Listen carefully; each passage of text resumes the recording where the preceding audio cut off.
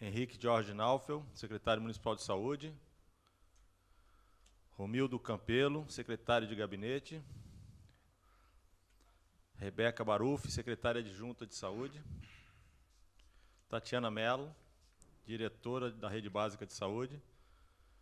E cumprimentar a Santa Casa em nome do senhor José Carlos Petreca, provedor da Santa Casa de Mogi das Cruzes. A Comissão Permanente de Saúde da Câmara Municipal de Mogi das Cruzes recebe nessa manhã o secretário municipal de saúde, Dr. Henrique Naufel, para uma audiência pública de prestação de contas referente ao segundo quadrimestre de 2020. Informo a todos que a audiência pública é transmitida ao vivo pelo canal 60.2 UHF e no site da Câmara Municipal de Mogi das Cruzes. Vou passar a palavra agora para o secretário de Saúde de Mogi das Cruzes, Dr. Henrique Naufel, para que faça sua apresentação e, ao final, abriremos espaço para algumas perguntas. Dr. Henrique. Bom dia.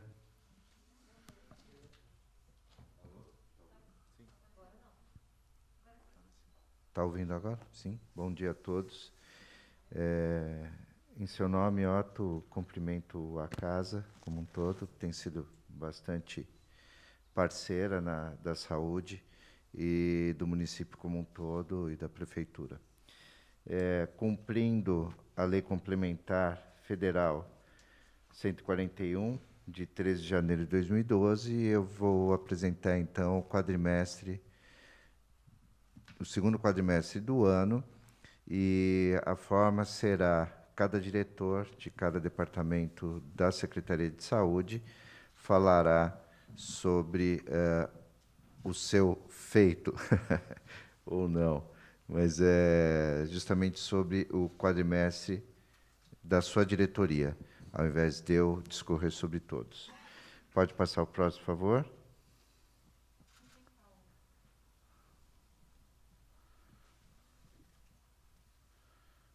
Está aqui. Então, dá que eu passo. Pensei que estava com ele, né?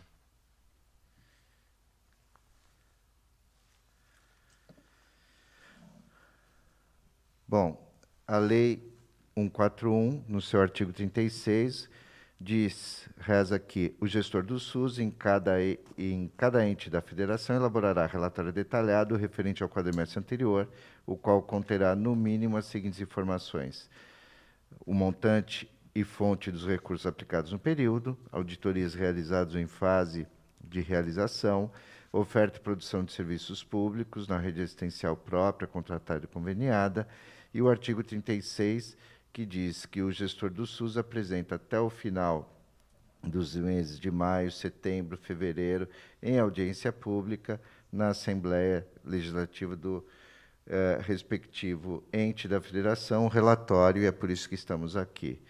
A estrutura hoje da Secretaria Municipal de Saúde, que é sediada à Rua Manuel de Oliveira, número 30, aqui em Mogi, cujo CNPJ está exposto, o telefone 4798-6701 e o nosso e-mail para qualquer dúvida, saude@pmmc.com.br. A estrutura hoje organizacional é composta por mim, Henrique Jorge Naufel, secretário municipal de saúde, a Rebeca Ribeiro Baruf Orechovski, que é secretária adjunta, cargo antes ocupado pela doutora Rosângela, Tatiana Ribeiro de Campos Melo, hoje diretora do Departamento de Rede Básica, que foi uma aquisição no período, antes cargo ocupado pela Rebeca.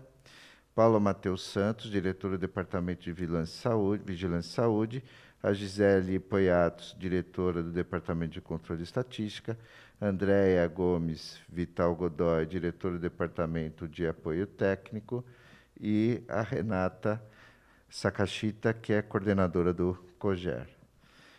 Hoje, a estrutura da Secretaria e da Rede Municipal de Saúde compõe 22 unidades básicas, sendo 13 de estratégia de saúde da família, mais 13 estratégias de saúde da família, 3 estratégias de agentes comunitários de saúde, 20 unidades especiais, aí estão contidas a Mãe Mogiana, a Cure, Promulher, Únicas, 7 unidades de saúde mental, o Ambulatório Municipal de Saúde Mental, CAPS 2, SECO, CAPS AD, unidade de acolhimento que vai ser inaugurada ainda, e uma unidade hospitalar, o Hospital Municipal de Mogi das Cruzes. São 7 unidades de pronto atendimento, o pronto atendimento 24 horas do Jardim Universo, de Jundiapeba, UPA 24 horas do Rodeio, UPA 24 horas do Oropó, o pronto atendimento infantil do Hospital Municipal, hora desativado por conta da pandemia, tendo o Hospital Municipal virado a referência do município para a Covid, hoje ainda é o Covid exclusivo, o Procriança, que atende as crianças oriundas de lá e que já vinha atendendo normalmente, o pronto-socorro da Santa Casa de Misericórdia de Mogi das Cruzes. Então, vou pedir a Gisele que venha apresentar sobre o seu departamento o controle e estatística, o movimento do quadrimestre.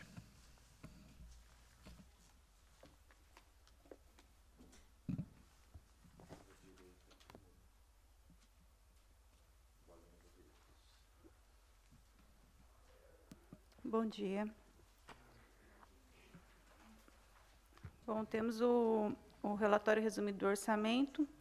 Aqui a apresentação das receitas para apuração da aplicação em ações e serviços públicos de saúde.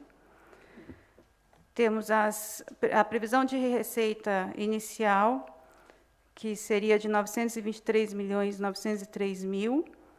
Nós temos arrecadado no segundo quadrimestre R$ 231.271.256,36. E o valor acumulado em relação ao primeiro e segundo quadrimestre, R$ 581.872.514,36.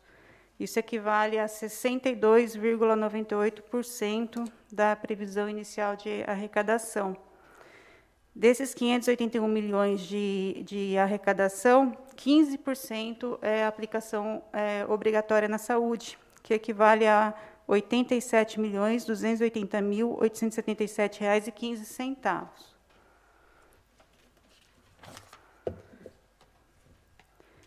Nesse slide, nós temos a receita de transferências fundo a fundo. Aqui são as receitas federais e estaduais. Da atenção básica, nós temos uma receita acumulada do primeiro e segundo quadrimestre de R$ 8.514.420,09. Da AFAB, Assistência Farmacêutica, também recurso federal, transferido até o presente primeiro e segundo quadrimestre, R$ 1.789.645,20. A atenção especializada, da previsão inicial, nós já arrecadamos, já foi transferido 52.036.477,63. Gestão SUS, que também é uma receita federal transferida, de 40 mil, nós já recebemos 40 mil, essa é uma parcela única, já foi recebida. Vigilância em saúde, nós já recebemos, foi transferido R$ 1.459.868,44. Convênios e emendas, custeio. A gente não tinha a previsão inicial, porque, geralmente, quando é emenda, a gente não tem ao certo o que a gente vai estar recebendo durante o exercício. Mas nós já recebemos, no primeiro quadrimestre, 10 milhões, e no segundo quadrimestre, 20 milhões, totalizando R$ 30.895.396,28. Dentro desse valor estão as receitas recebidas do Covid federal. Convênios e emendas, investimentos federal. Nós tínhamos uma previsão inicial de arrecadação de transferência de R$ 245.471,23.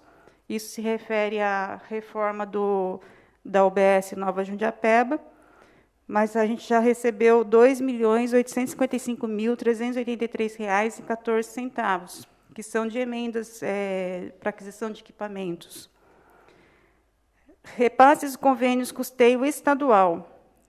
Receita acumulada, primeiro e segundo quadrimestre, R$ 16.078,31. R$ 16.078,31,14. Convênios e emendas de investimento estadual. nós recebemos, até agora, R$250 mil.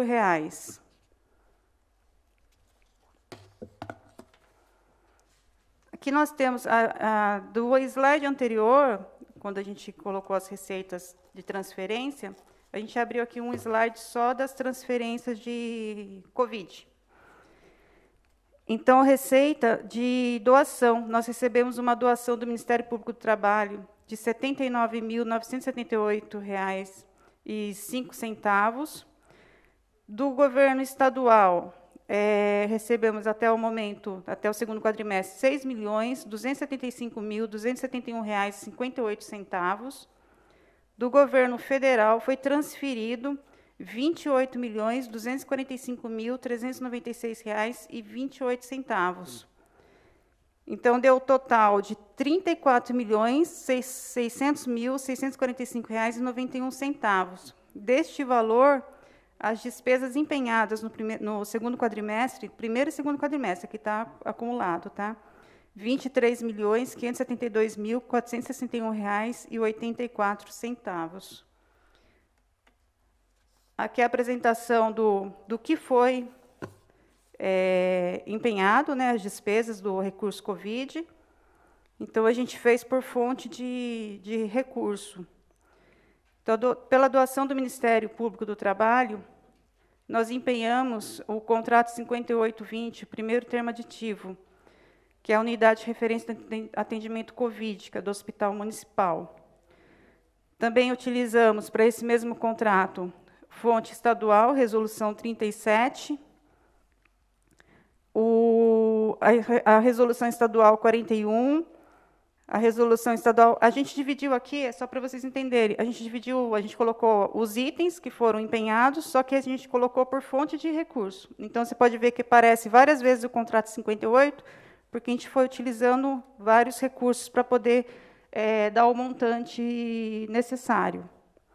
Então, empenhou, ao todo, R$ 23.572.461,84, com várias ações, contrato do hospital, locação da estrutura do hospital de campanha, oxigênio White Martins para o hospital de campanha, compra de adesivo, de banner, cobertura de serviço de manejo de corpos, que está sendo realizado pelo contrato da UPA 2, aquisição de termômetro digital de testa, auxílio emergencial Santa Casa, são 3 portarias que foram exclusivos para transferência para Santa Casa, unidades de referência Covid, que são as unidades 24 horas, depois temos também a unidade do Alto do Ipiranga, que também a gente está recebendo uma verba Covid, porque ele foi transformado em unidade Covid.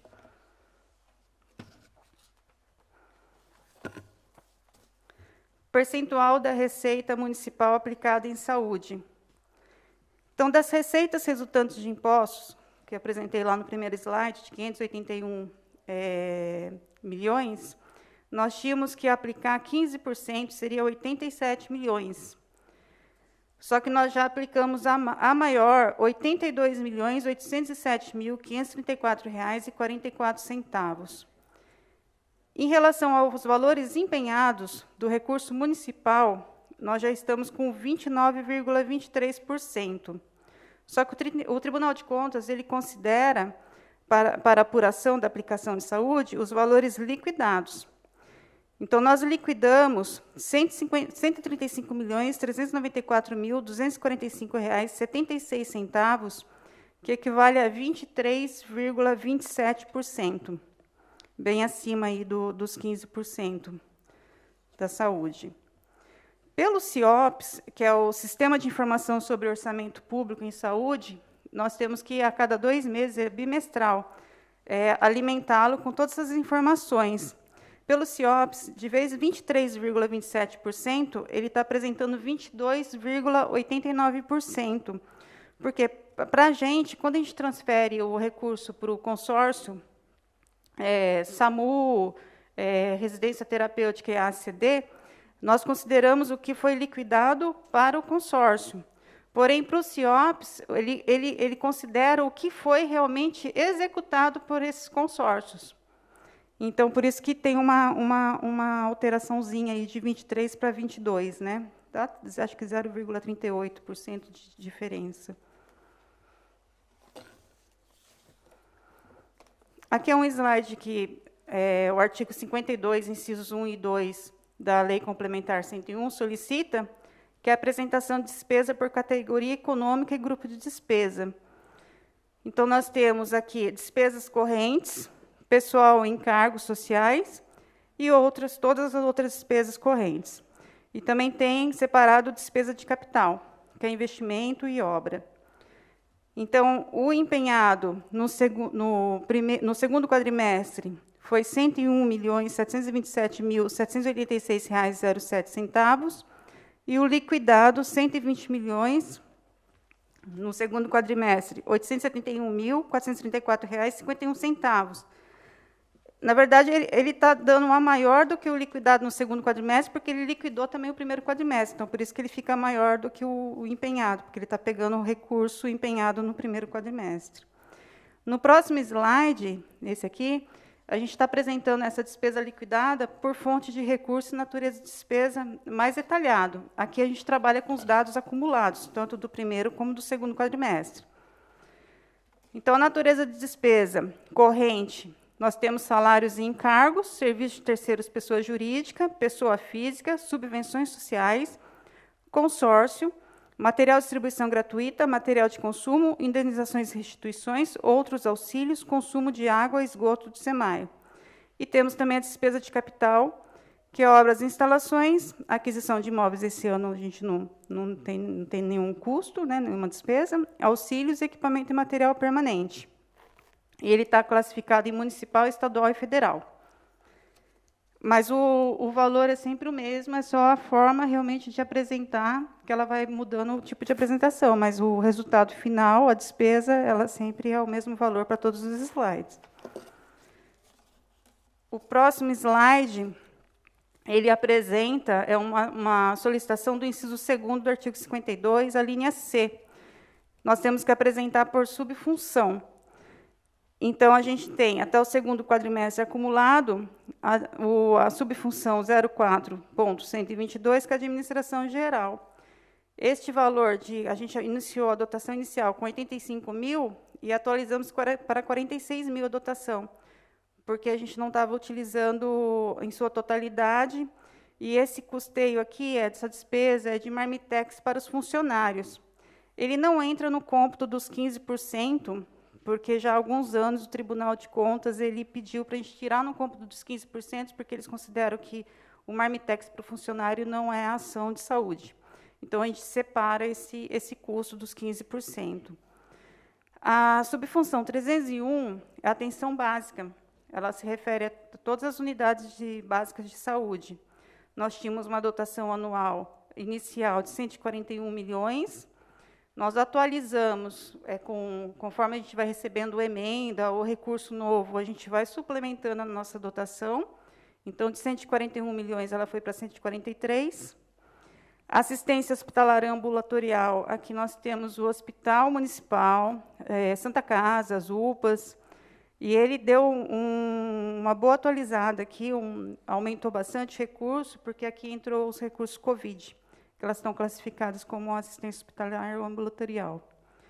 Suporte profilático e terapêutico são o recurso para aquisição de medicamentos. Iniciamos com uma dotação de 5.714.000, atualizamos essa dotação para 7.437.000, porque aqui, geralmente, a gente traz recurso de ano anterior que não foi utilizado e a gente suplementa o orçamento para utilizar no próximo exercício. A subfunção 304, vigilância sanitária, 264 mil, iniciou, continua com o mesmo recurso. A subfunção 305, vigilância epidemiológica, iniciou com 2.973.000, atualizou para 4.892.000, também são recursos de portarias novas, que não estava previsto na dotação inicial, e mesmo saldo de recurso financeiro não utilizado em exercício anterior. Aí a gente suplementa e traz para o orçamento. E a subfunção 306, alimentação e nutrição, que é o conhecido FAM. Dotação está com 40 mil, né, que é a parcela única de transferência. Aqui é um slide que o governo do Estado solicitou que a gente colocasse na apresentação, que são os custos com a assistência farmacêutica. Então, tudo que é gasto com medicamento que não está inserido na RENAME, ela utiliza 100% do recurso municipal. Então, foi empenhado, acumulado, até o segundo quadrimestre, R$ 1.110.493,91. E depois nós temos os medicamentos constantes da RENAME, que eles são divididos, né, são tripartite. Então, tem que ter a contrapartida municipal, a estadual e a contrapartida federal. Então, totalizamos, acumulado até o segundo quadrimestre, a despesa, né, de empenhamento de R$ 4.340.254,38. E aqui a gente coloca meio que um comparativo com a aquisição de medicamentos para atendimento exclusivo de ordens judiciais. Então, de recurso municipal, foi R$ 626.047,39. E embaixo tem uma observação que, para a ordem judicial, não é só os 626 com medicamento. Nós também já empenhamos R$ 1.963.217,10 em relação aos outros insumos para atender a ordem judicial, como fralda, cadeira de roda e outras demais coisas. Bom, obrigada.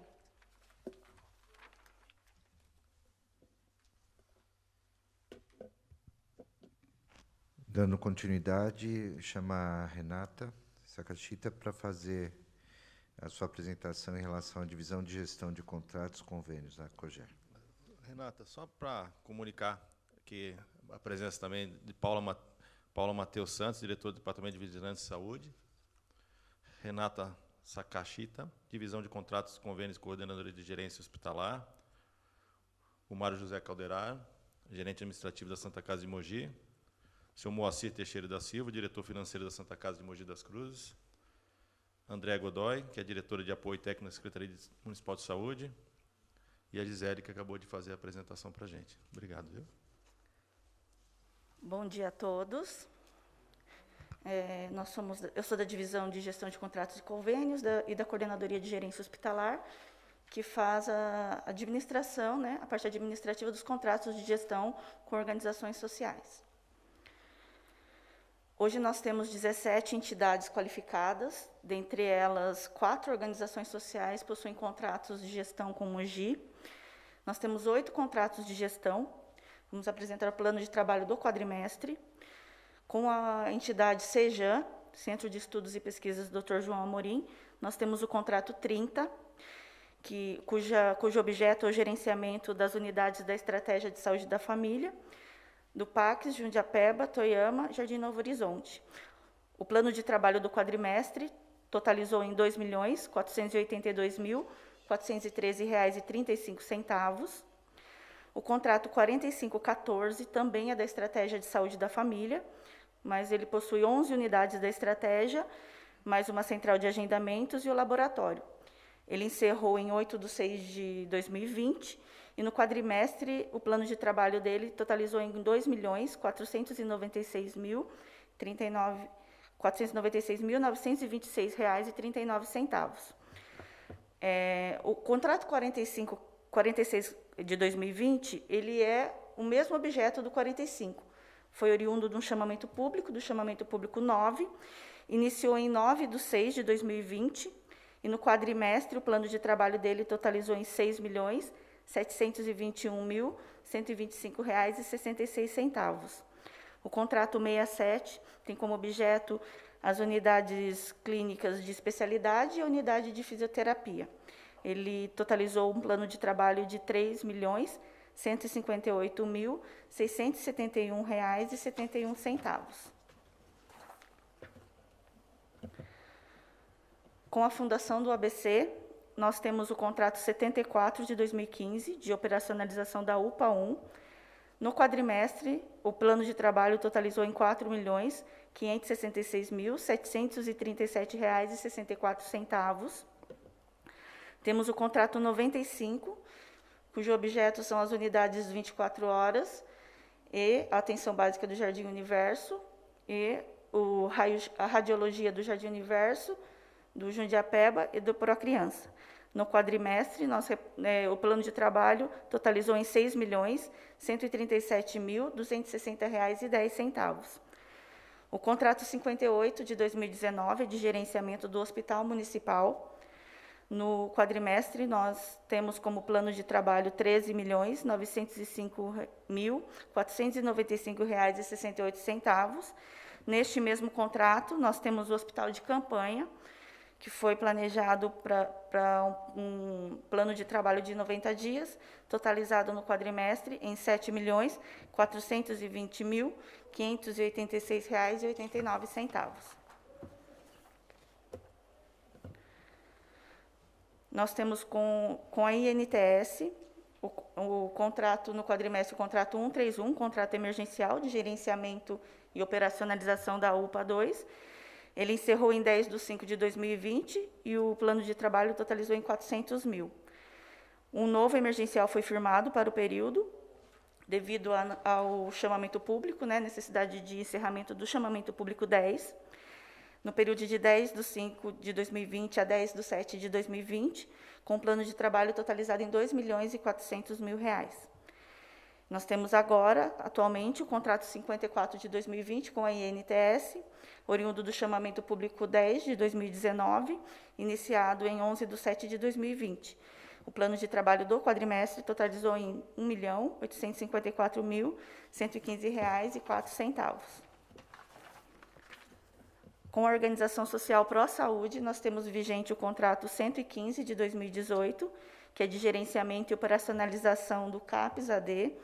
No quadrimestre, o plano de trabalho totalizou em R$ 666.690,42. Obrigada. Então, nós temos o contrato com a Pró Saúde 115 de 2018, do CAPS-AD, totalizado em R$ 666.690,42.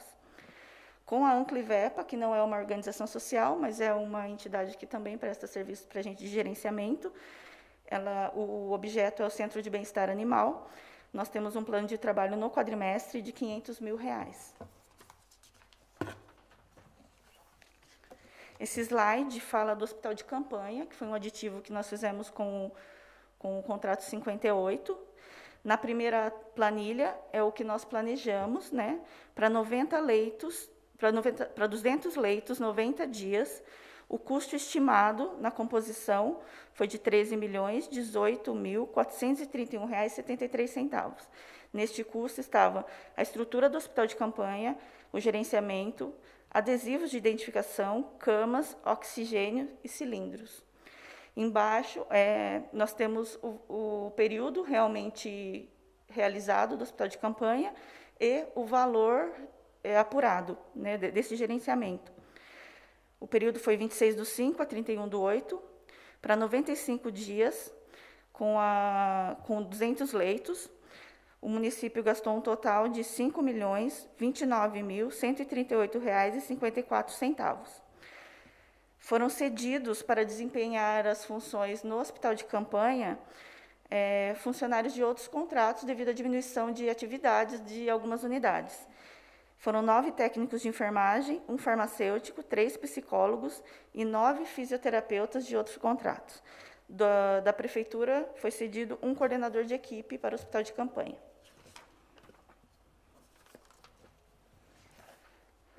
O Hospital Municipal, que é objeto do contrato 58, a partir de março, ele se tornou referência para o Covid-19.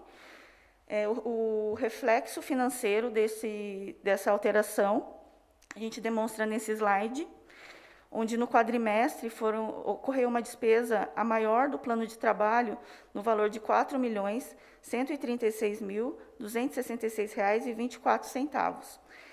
Dessas despesas, o maior percentual de aumento de consumo foi material de consumo e serviço de terceiros. Material de consumo aumentou em 224% e serviço de terceiros 151%.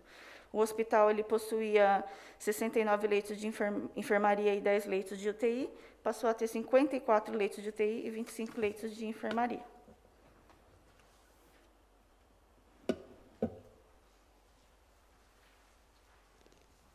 Obrigado, Renata.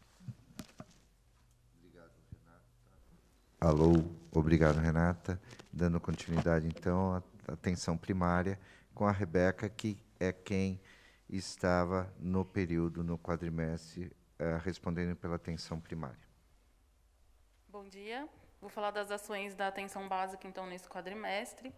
Aqui é a portaria que fala sobre a atenção básica, 2436, de 21 de setembro de 2017. No quadrimestre, nós no segundo quadrimestre, ofertamos em clínica médica 39.919 consultas, ginecologia 22.105, pediatria 15.021, odontologia 5.598, num total de 82.643 consultas.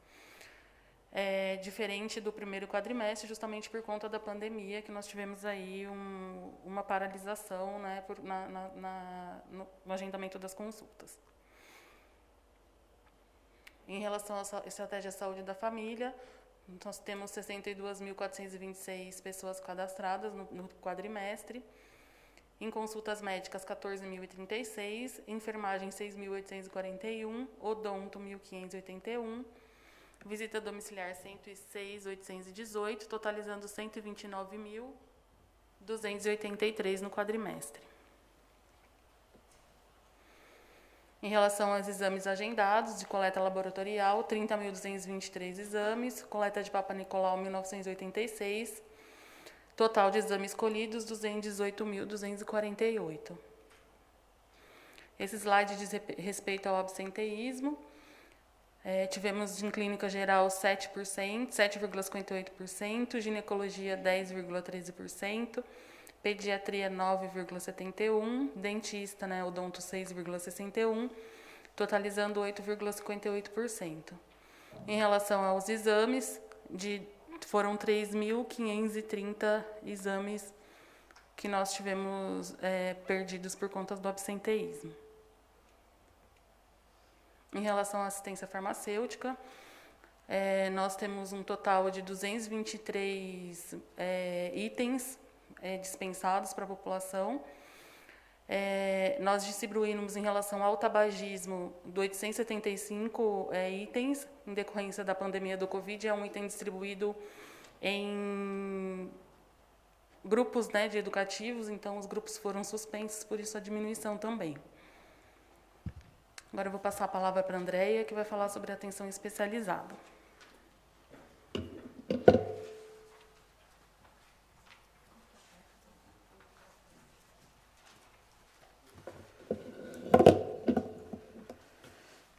Bom dia a todos. Eu vou falar um pouquinho da atenção especializada. Então, com relação à parte de auditoria, nós temos as auditorias de AIH do Hospital Municipal, e nós tivemos essa queda, né, do primeiro para o segundo quadrimestre por conta da pandemia. As AIHs da Santa Casa, que na verdade os senhores podem ver que não teve uma queda muito grande, porque a Santa Casa praticamente continuou com o pronto-socorro aberto. Então, a maioria das urgências e emergências continuaram dando entrada por essa porta e, consequentemente, as internações. Na parte de prontuário, a gente sempre faz uma amostragem, tanto nos hospitais como também na ACD. Teve uma queda porque a ACD ficou fechada no período da pandemia. E, além dessas auditorias, nós também temos as nossas comissões de fiscalização. Com relação às internações hospitalares, Santa Casa, clínica cirúrgica, né, nós tivemos uma queda e já começamos a ter uma mudança já nesse quadro, porque em agosto, que é o último mês que fecha esse quadrimestre, nós já começamos a fazer as aberturas das nossas agendas.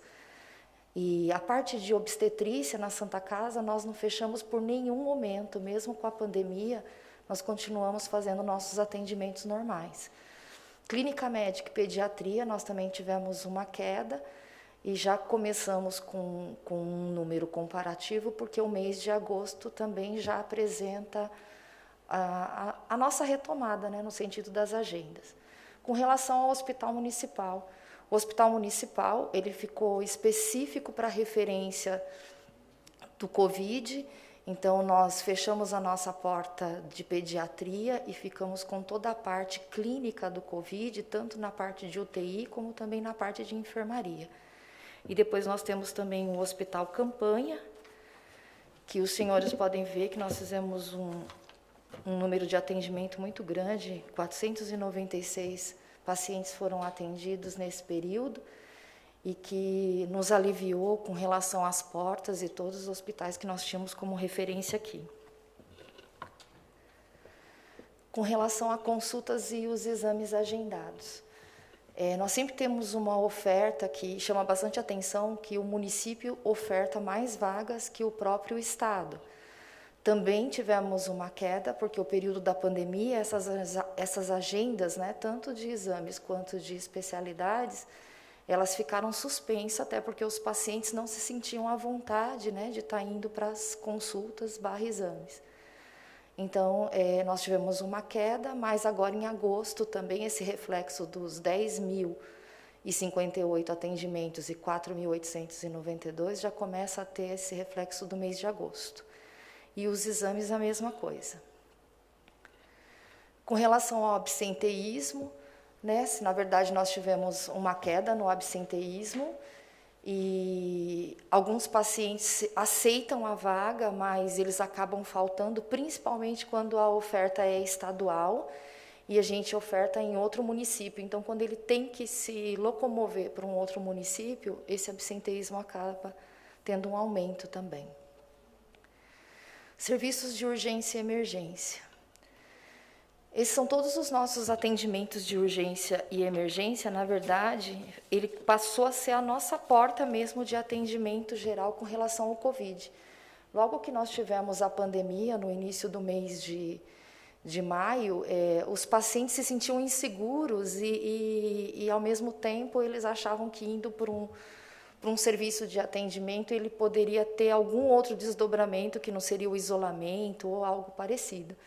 Então, com relação a essas portas, na verdade, a gente praticamente manteve alguns atendimentos. Nós tivemos uma queda muito grande na área de pediatria. E mesmo com o fechamento do hospital municipal, que era uma coisa que todos temiam desse fechamento, foi um assertivo, né? Foi acertar, fechar e ficar totalmente para o Covid. E não fez essa diferença, porque toda a nossa atenção básica continuou ofertando vagas, como se fosse um pronto atendimento, se caso alguma criança ou um caso clínico precisasse passar. Com relação, esse é um resumo, na verdade, com relação ao atendimento de pediatria, clínica médica, especialidade e o Covid. A pediatria, vocês veem nitidamente a queda no atendimento. Clínica médica, que foi o forte, tanto para a parte de Covid, porque, na verdade, você vai somar, né, os 100 mil e o Covid do hospital municipal, na verdade, nós tivemos um aumento nesse atendimento, porque a maioria é a parte clínica que passou por todas as nossas referências, tanto Santa Casa quanto o hospital municipal.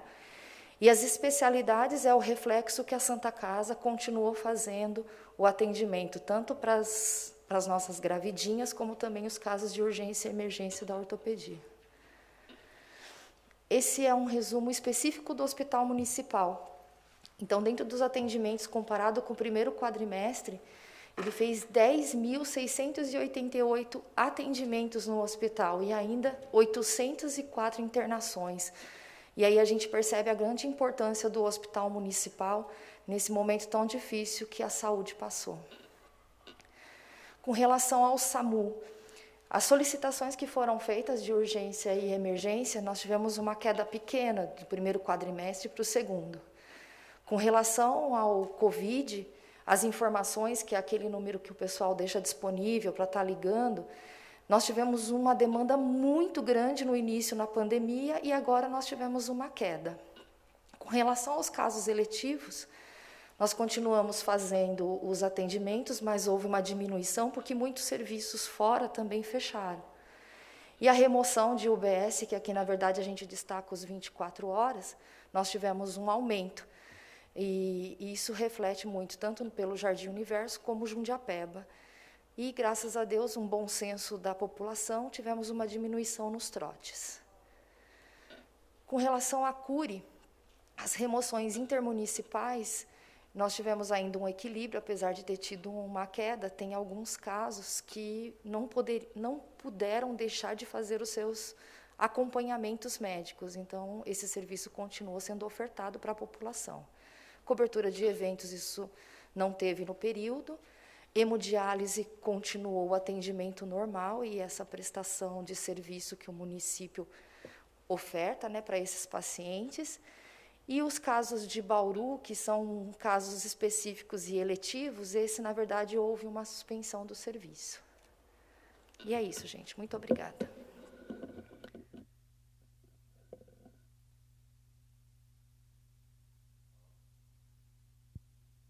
Obrigado, Renata. Andréia. Paulo, por favor, falar sobre a vigilância em saúde. Bom dia a todos. A Vigilância em Saúde compreende as divisões de vigilância sanitária, epidemiológica e a divisão de zoonoses. Em relação à vigilância sanitária, esses são os dados comparativos entre o primeiro e o segundo quadrimestre. As ações educativas aí sofreram um aumento no segundo quadrimestre em função da pandemia. A vigilância sanitária fez diversas orientações, especialmente no que diz respeito ao decreto de obrigatoriedade do uso das máscaras e, inicialmente, a permanência de apenas uma pessoa, né, adentrar somente uma pessoa nos estabelecimentos. Então, nós fizemos aí uma campanha de educação dos estabelecimentos e da população, por isso houve esse aumento. O número de licenciamentos teve uma pequena queda, porque nós tivemos, através do Centro de Vigilância Sanitária de São Paulo, uma determinação para que os prazos das licenças fossem prorrogados durante esse período de pandemia. Isso já vem se normalizando, então, a partir do terceiro quadrimestre, nós já teremos dados diferentes. Tá? Número de denúncias se manteve praticamente igual.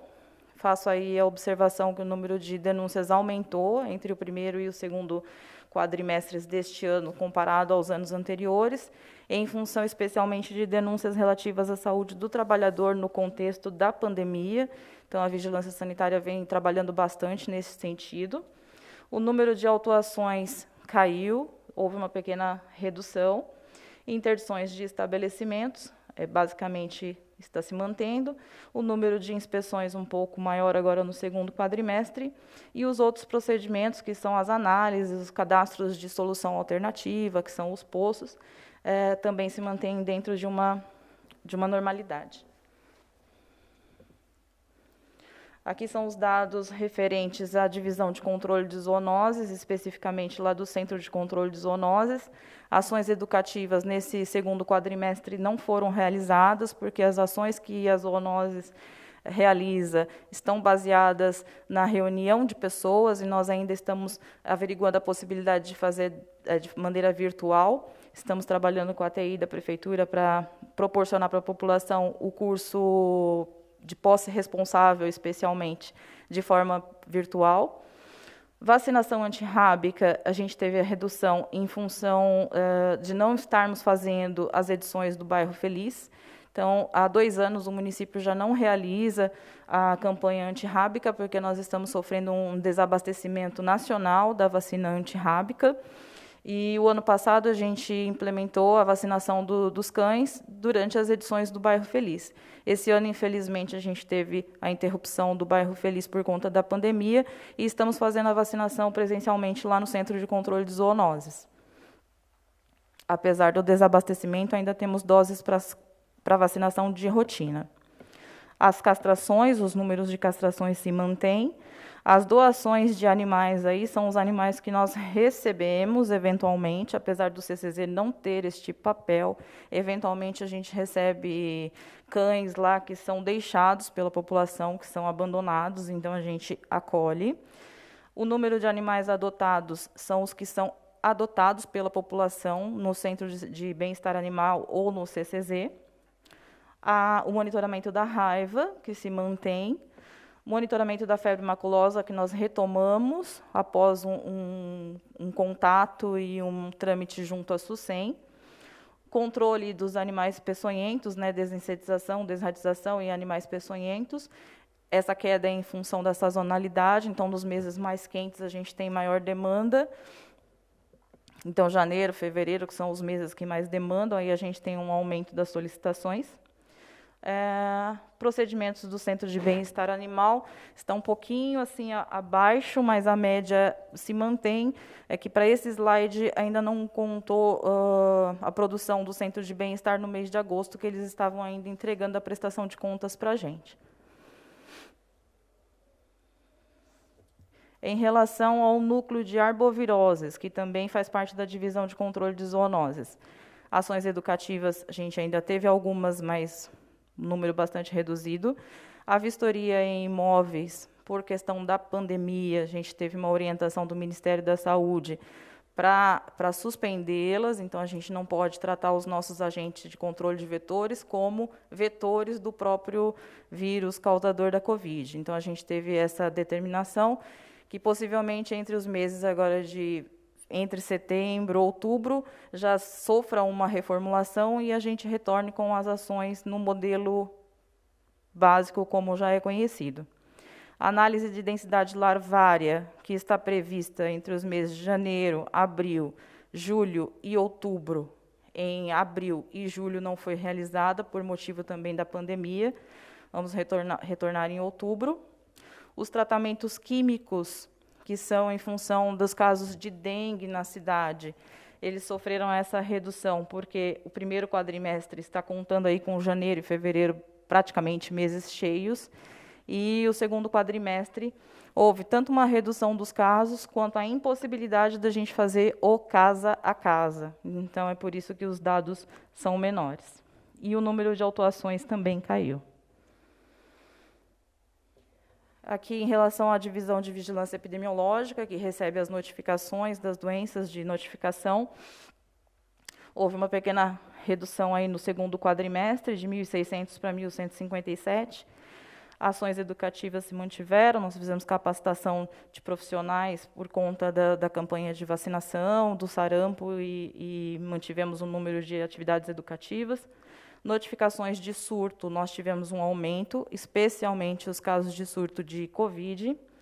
Notificações de dengue, redução, tanto do número de notificados quanto do número de confirmados. Chikungunya é só notificado, não é confirmado. Os insumos, né, os imunobiológicos especiais, a necessidade que ocorreu no período. Vacinação de rotina da população, campanha especificamente contra a gripe, e a totalização de soros. Aqui, especificamente, os casos notificados e confirmados de Covid. Então, nos casos notificados, no segundo quadrimestre foi maior, obviamente, aí a questão foi nacionalmente maior. Passamos de 1.300 para 33.000 casos notificados, 33.410. Casos confirmados até o fechamento do mês de agosto, 6.738 no segundo quadrimestre, e óbitos por Covid no município, no primeiro quadrimestre, 22, no segundo quadrimestre, 307. Alguma dúvida? Obrigada.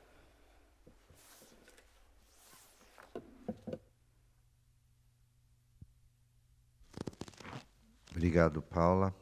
Rebeca, voltando para falar sobre a ouvidoria. Bom, só dando um panorama, então, das ouvidorias recebidas no quadrimestre. Denúncias foram 240, 37 elogios, 28 solicitações de informações, 414 reclamações, 360 solicitações e 7 sugestões. Desse total foram 1.086 e das ouvidorias concluídas foram 1.162, provavelmente por conta das ouvidorias do quadrimestre anterior, que foram resolvidas no segundo quadrimestre. E é isso, gente. Obrigada.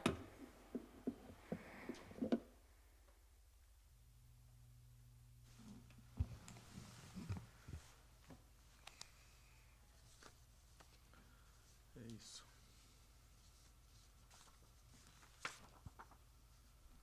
Isso era o que tínhamos para apresentar, então volto a palavra ao Otto. Passaremos agora, se alguém tiver algum questionamento, alguma pergunta. Não foi, eu acho que, enviado nenhuma pergunta sobre dos telespectadores, né, que poderiam enviar para a gente. Até agora o momento não chegou. Se alguém aqui na sala tiver alguma pergunta que possa fazer agora.